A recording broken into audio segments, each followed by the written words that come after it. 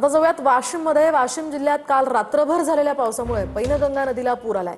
जिल्ह्यातील नद्या दुथडी भरून वाहू लागल्यात। या पावसामुळे खरीप पिकांना मोठा दिलासा मिळाला असून भूजल पातळीतही वाढ होण्यास मदत झाली आहे। नदीकाठच्या नागरिकांना मात्र सतर्कतेचा इशारा देण्यात आलाय। रिमझिम स्वरूपाचा पाऊस होता, मात्र रात्रीच्या दरम्यान या पावसाचा जोर वाढला। तसेच हवामान खात्याने एक ऑरेंज अलर्टचा इशाराही दिला होता। त्या अनुषंगाने जर बघितलं तर रात्रभर हा पाऊस बरसला। सकाळपर्यंत हा पाऊस तसाच होता।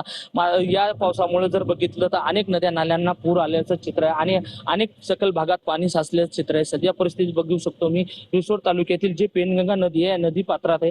या ठिकाणी जर बघितलं तर पूर्ण हे नदी पात्र पुराच्या पाण्याने पूर्णतः भरून गेलेला आहे आणि सध्याची परिस्थिती नदी पात्रात पाणीच पाणी दिसून येते। तर हवामान खात्याने एक इशारा दिला आहे, जेणेकरून आज अतिवृष्टीचा पाऊस बरसण्याची शक्यता आहे। कॅमेरामॅन सचिन राणेसह विठ्ठल देशमुख, TV9 मराठी, वाशिम। आता जाऊयात वाशिममध्ये। वाशिम जिल्ह्यामध्ये रात्रीपासूनच सुरू असलेल्या मुसळधार पावसामुळे जनजीवनावर मोठा परिणाम झालाय। रिसोड मार्गावर बुद्रुक या ठिकाणी पुलावर पाणी आल्यामुळे या मार्गावरील वाहतूक पूर्णपणे बंद झाली।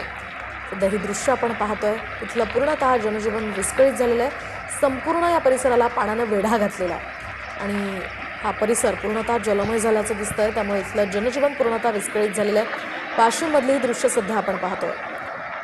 आणखीन काही दिवस सुद्धा मुसळधार पावसाचा इशारा या ठिकाणी देण्यात आलेला।